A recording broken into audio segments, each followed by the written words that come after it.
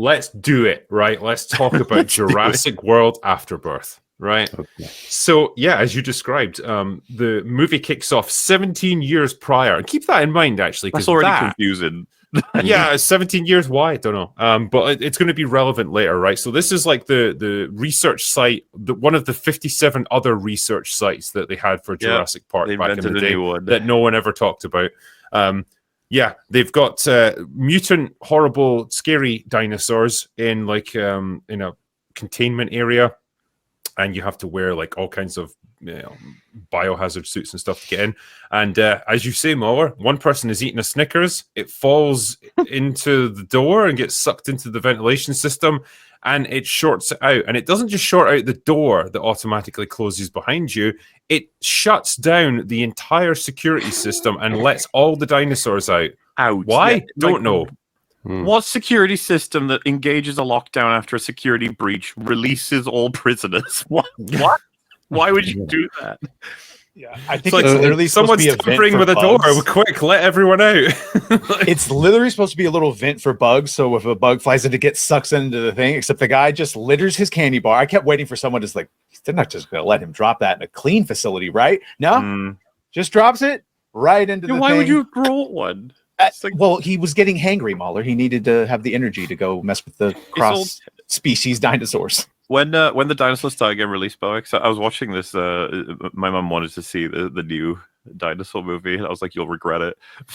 Like, it's fine. When that happened, it was quite impressed, almost proud. She went, "Oh, come on!" You're like, "That's my mom." Nice one. Yeah. Look at you go, finding a problem. The DNA has come from somewhere. It just struck me that going from the original film was uplifting from 1993. Dr. Grant takes off his sunglasses and looks at the enormous dinosaur, and there's a swell of John Williams. It's uplifting, and it's kind of magical. And now we've got to the point where dinosaurs are banal, like they're literally a dying dinosaur holding up traffic, and everyone's pissed off about it. Echo, may I make a point with this? Because I feel like this has settled the great dinosaur debate between Muller and I. This movie fucking proves that people will eventually get bored of dinosaurs, Muller. What do you mean? The movie's awful. It proves my point. I didn't know what that meant.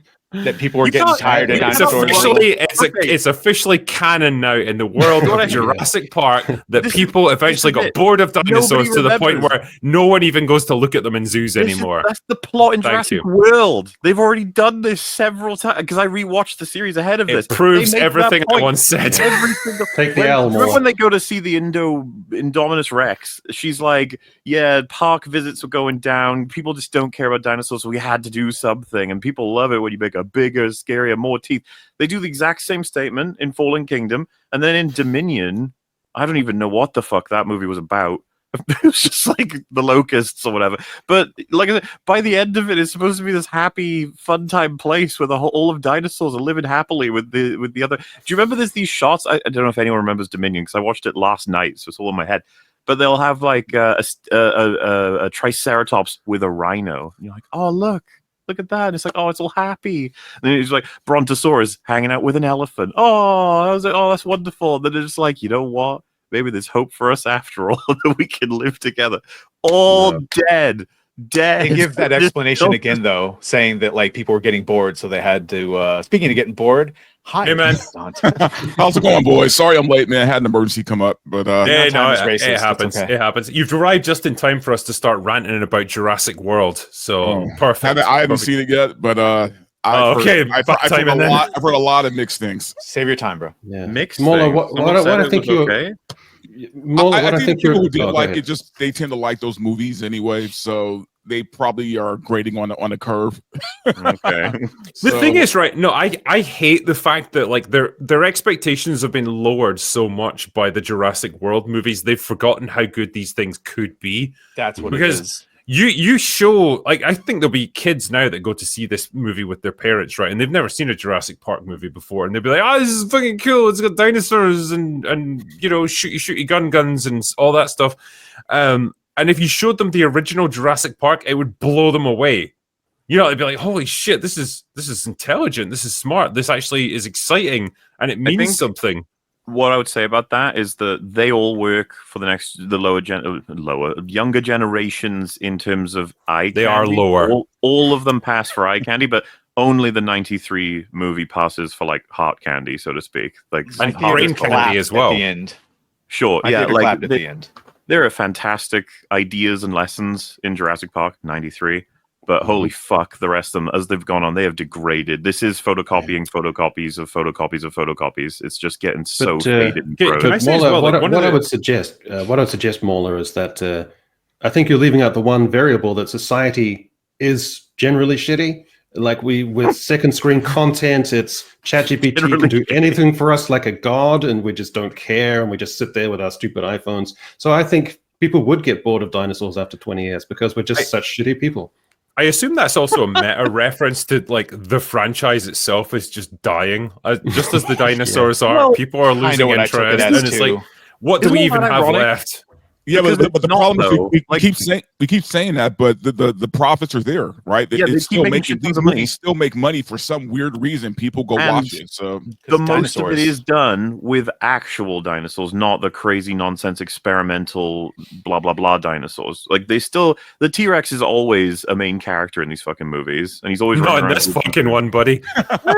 He gets his one sequence. Yeah, he gets a cameo. I also don't really understand why he's there, because this island is supposed to be the genetic freaks, the dinosaurs that were like fucking spliced together from other ones and stuff. So like these should be all mutants and horrible.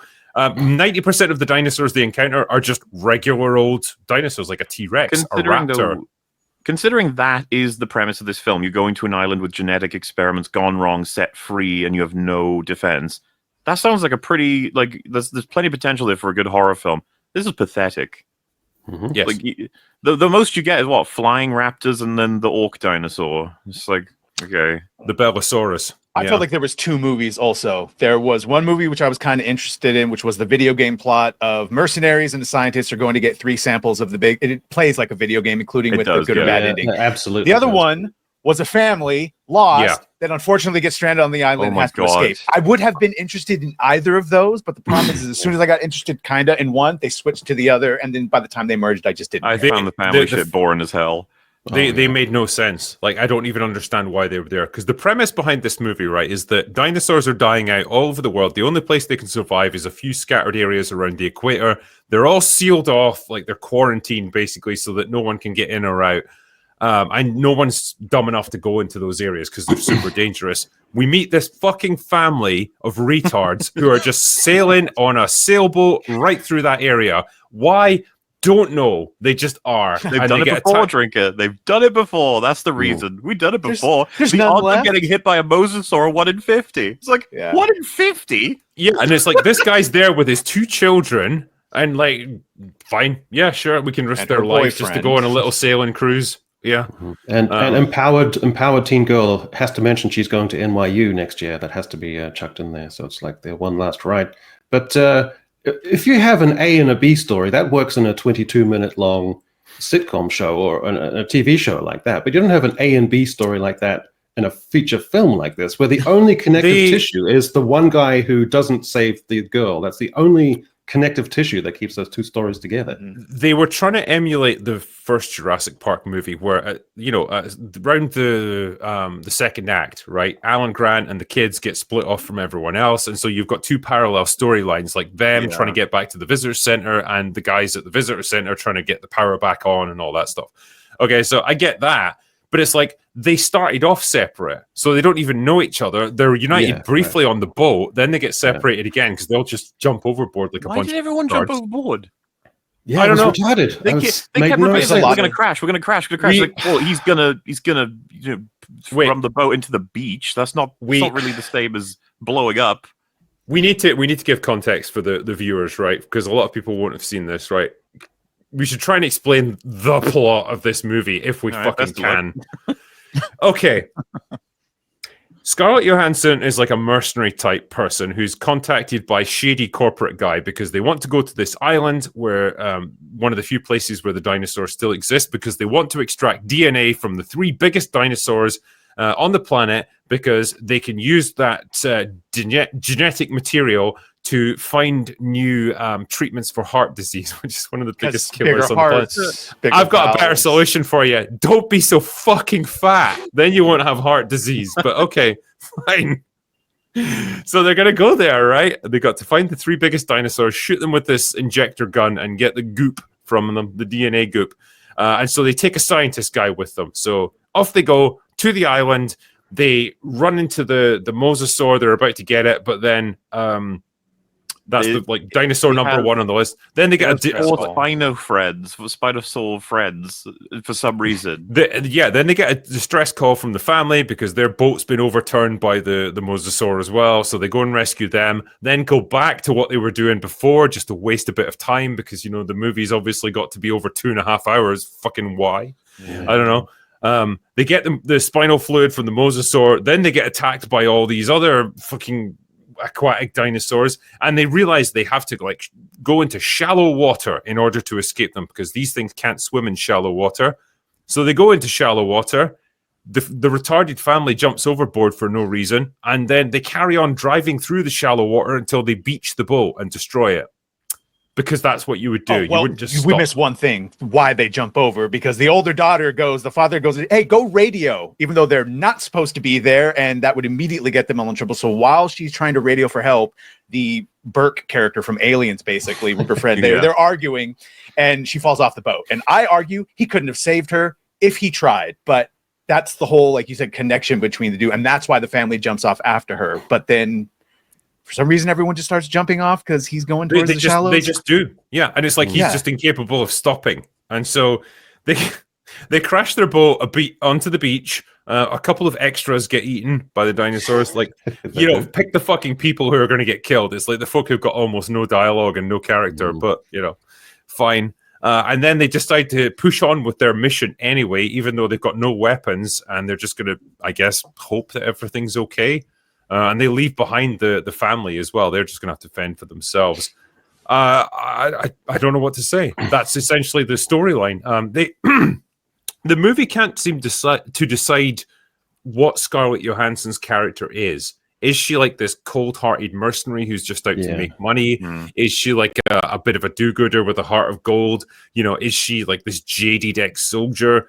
I don't know. Like, they just have her do everything, and they can't decide on a character arc for her, and so she's lost as an actress. She's a good actress. You would never know it from watching this movie, though. She's got this kind of pained smile. I wish they committed to one of the characters that they have her play, because the cold-hearted mercenary would have been interesting to see her play, but instead, it's almost immediate because the first notion of doing the right thing, she's like, don't know about that. 5 minutes later, I kind of do want to do the right thing, actually. Everything's cool. They very clearly gender swapped the roles, i.e. Scarlett is playing what should have been a male mercenary character that would have been the Braun Arnold character, and Jonathan Bailey's Dr. Loomis, who I liked, is playing the female nerdy with the heart of gold that convinces them. But as a result, we don't get a butch male character to follow because Scarlett fails, and she's not in hot mode either, so we don't even get to get her attracted. We just get nothing. Did anyone remember the actual mercenary gunman they had who just got wiped out straight away? Ed Skrein first. That was fucking crazy, man. I was like, what a win. 24 hours. Forgotten about him. You could have done plenty with that character. She's not even when they're talking about getting the DNA from the first one in the water, and it's the scene from Jaws where they got to shoot him with barrels or whatever, and he's like, I could do it. She's like, she gives him all these reasons about why he'll fail the shot, and I'll better take the shot. And then the first thing she does is not have proper trigger discipline. She misfires her weapon, and they have to reload. It's like, what are we doing? The father, did anyone see that his leg seems to get shattered? It seems to acutely snap it or some weird, and then it's just perfectly fine as seen later. The editing for this movie, I don't know if they had a whole subplot or something that they axed, but it's fucking all over the place. Like, he supposedly gets crippled, then he's hobbling and he's fine. Like, he's basically okay for the rest of the movie. It's bonkers. So, he's also a complete pussy. Like, this teenage guy who's like his daughter's boyfriend is an absolute douchebag and puts their lives at risk on multiple occasions. And this guy just kind of goes with it. It's like, oh, try to do better next time or whatever.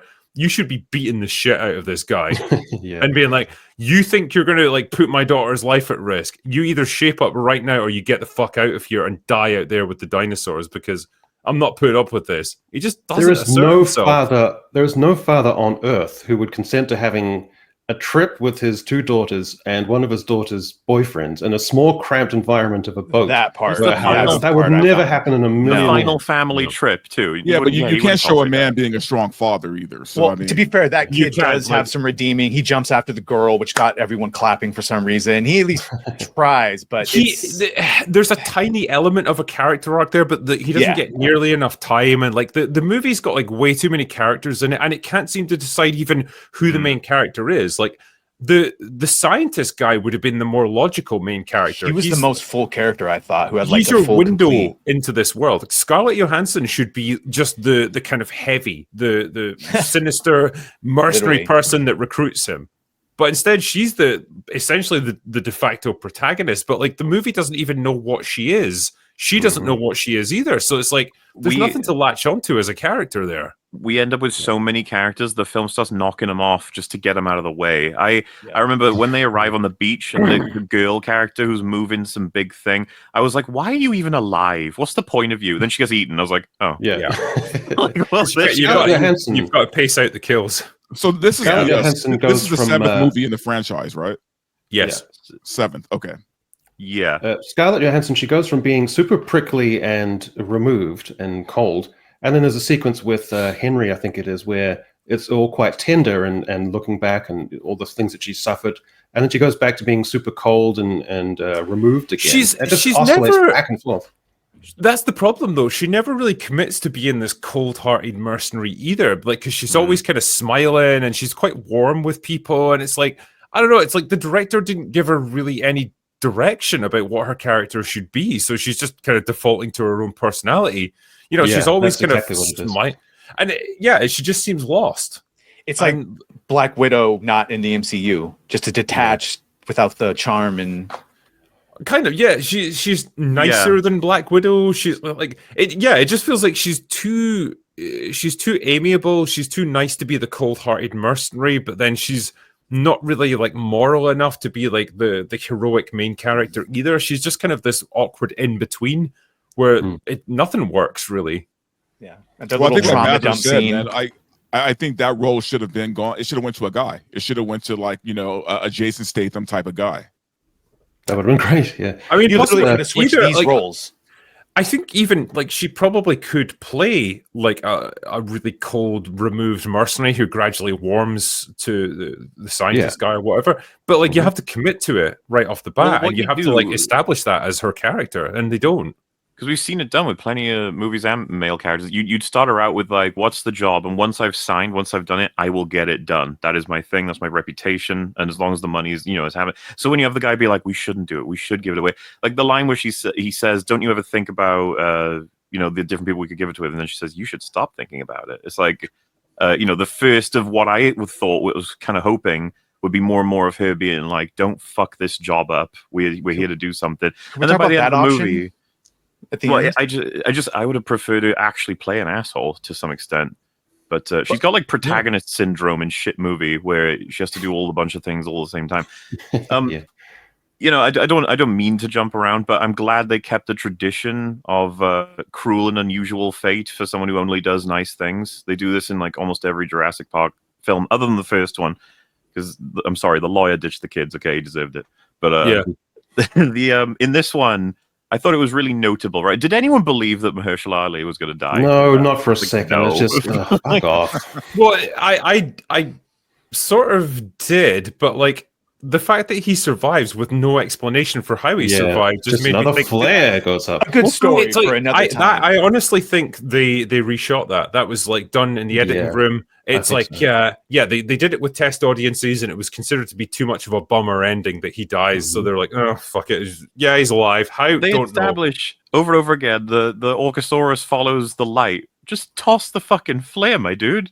But he keeps holding on to it. But they do nothing with the Orcosaurus. Like it just shows up in the last 10 minutes of the movie, and then it and then it goes away, and then I forgot it was in the movie. Like we got to almost the end. I'm like, oh yeah, the main thing that was marketed has not shown up yet. There's like open doors. It walks past, and I legit was like, oh right, That was the thing they kept talking about in the marketing. The good or bad ending, though, to either fulfill what they set out to do or give it to whatever the greater good, they made it seem like the only company working on it was them, and that they were the only ones that would know what to do with it. So they're just gonna here's the Mahershala Ali thing. The Mahershala Ali thing. Here's how it normally works in a good script: is you have a character they've done shit which is irredeemable, but through the course of a film, they become more and more, they reconcile with themselves, and then they do something heroic at the end, and that becomes their redemption. They die in order to allow the others to go on, because that's kind of like an immolation sacrifice. But instead, you don't have a Mahershala Ali where he just, he's dead. Oh no, he's not dead. It's just so lame and empty. What they did there, like his character, you could remove him from the film, and essentially it would be exactly the same. They should have had sad. They should. Well, yeah, this is what I'm going to say. They should have had Scarlett Johansson have that role of sacrificing herself so the others can get away, because she's a mercenary. She's maybe done lots of bad things, and she took on this mission for all the wrong reasons, but she's finally, right at the end, learned, self-sacrifice and like giving up her life for the greater good so they can get this cure out to the whole world. What a nice way to round out her like selfish mercenary arc. And instead, they just got this other random guy who just takes on that role instead. And it's like, it's so unearned. It's not even the reason I'm bringing this up, though, as much as there's plenty to talk about on that front, right? Throughout the film, they keep having Mahershala Ali react to the fact that his team keep dying. Each one by one, he's always like, oh, geez, oh, man, that's so sad. Like, what is this? Oh, God, everything changed, blah, blah. And it's supposed to be like, and there he goes. He's sacrificing himself now. And then also, completely true, Eddie is the hero of the whole franchise. I'm so angry about that scene. I forever will be. But where I was going with this is, do you remember, I don't know his name, the French dude, when they get in the egg? Yeah. So there's this moment where the Quetzalcoatl whatever is eating both of our main heroes, is getting at them. They're running out of time. Oh God, what are they gonna do? The French dude on the rappel like sideswipes a hammer into it to distract it and bring it to him. And then he's like, pull me up, pull me up, pull me up. And they start pulling him pretty fucking slowly, mind you. And he gets horrifically torn to shreds and eaten. And I was just like, where was the scene to appreciate that he just died saving you guys? Yeah. They didn't give a fuck. It was just like, cool. There's so many questions I had as well about the setup for this. Like, what was the fucking like ancient temple meant to be about? Yes. Fuck. Oh, I just took it to mean it was old ruins. When someone in the chat said that they hinted that Mahershala's character was gay, no, they set him up as he's divorced from his wife because they had a child die, and that is literally said just so that you understand why he is obsessively caring about the family instead of his damn job that he's paid to do, which is get them to the island. I found this film utterly exhausting. I was just exhausted and miserable by the end of it, because it isn't a film. It's a selection of sequences stapled together, and you don't feel anything for any of the characters. So it was just, there was a scene where the dinosaurs, the second ones, they're huge and they're like romantically intertwined, like the dinosaurs are kind of, about to, And I just thought, I was so miserable and cynical at that point. I just wish it would have been funnier if they were fucking, just these huge dinosaurs going. Go on, lad. That scene is obligatory at this point. It's always a huge herbivore, and there's always a character that's like, oh my God, that every single fucking film has to do that scene. Did you actually consider the logistics of that moment as well, right? Because they're looking for these gigantic dinosaurs. They're walking through this big field of like long grass, and it's like, nah, no sight of them here. And then it's like, wait a minute. And then a tail fucking comes up. And then this gigantic dinosaur, literally called a Titanosaurus, it's the biggest fucking dinosaur that's ever existed, just gets up from the ground. What, didn't you see it? It's the size of a fucking city. The amount of times they've made the T-Rex a ninja throughout this series, he'll always bite someone immediately off screen. It's like, I'm sorry, you cannot be stealth, bro. You are fucking like. They do it in this one where they actually managed to make a whole herd of Titanosaurus ninjas. Yeah. I was like, help me out with something here. Here's the thing that was bugging me. So the guy who's the museum curator guy, who's like the moral heart of the story, right? Yeah. So he works in a museum where there's the skeletons of the dinosaurs, which is strange considering that outside you've got a gigantic dinosaur literally is causing a traffic jam because people get out of the way, you stupid fucking dying creature that no one cares about anymore. So he can literally go out and touch a dinosaur if he wants. They're all out there in open spaces and stuff. But then he gets to the wilderness or to the forest and then he touches it, and it's all like a romantic, powerful moment. Just because you've changed the context doesn't mean because it wasn't in a zoo. That was what he said, and there is a line for that. They're like, "Don't you want to see a live dinosaur that's not in the street, but in its natural habitat? You've never seen that." It's just like nice, pretty thin gruel though. Can I ask you guys a question as well about the Scarlett Johansson's backup plan for this mission? Right, is that so they're gonna take a boat to the island and they're gonna go ashore. Just a handful of them with no guns, apparently, because that's just morally wrong, I guess. And just hope that they can get these 3 dinosaur samples that they need. But if it should all go wrong, there's a backup. There's a helicopter that's going to fly in if they don't report in on the radio after like 24 hours, and it's going to hover over the landing pad for 2 minutes, right at sunset, and that's their one window to escape.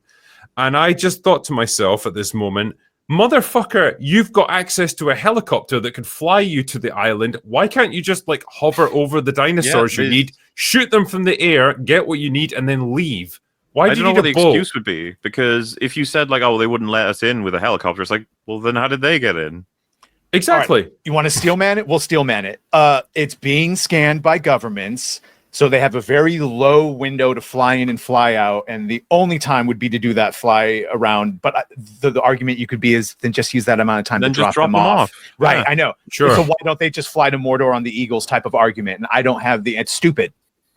Why don't they have weapons to protect themselves? Okay, well, to be fair, they did. The guy that gets killed immediately said he had a neurotoxin gun that he starts spamming at the Spinosaurus at the beginning and misses all his shots. But what about actual guns? Just like, I know they're maybe not as effective, Scarlet. but they're still guns. They still help you. I'd rather have one than not. Well, for some reason, none of them have any. I don't know if you remember, like these films never agree on whether or not guns even work on dinosaurs. When they first shoot the Indominus Rex or whatever, it like goes just little poofs, like poof, poof, poof, like dust, like it's they're breaking on impact. But then later on, they can shoot it just fine.